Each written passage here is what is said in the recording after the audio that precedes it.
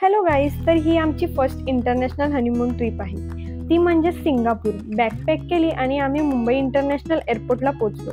सर्व फॉर्मॅलिटीज पूर्ण केल्या आणि आमच्या फ्लाईटला टाईम होता म्हणून आम्ही एअरपोर्ट फिरलो.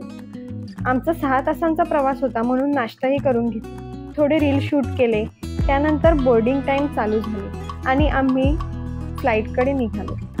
आम्ही दोघेही खूप एक्सायटेड होते कारण ही आमची फर्स्ट फ्लाईट होती आणि इंटरनॅशनल ट्रिपसुद्धा. आमचा मुंबई टू सिंगापूर हा 6 तासांचा प्रवास होता.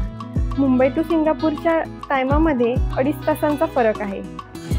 फर्स्ट फ्लाईट एक्सपिरियन्स तर खूपच छान होतं आणि व्ह्यू पण खूप छान होता, एकच नंबर. आणि फायनली 6 तासाच्या प्रवासानंतर आम्ही सिंगापूरला पोचले आणि हा आहे सिंगापूरचा नाईट व्ह्यू जो खूप सुंदर होता.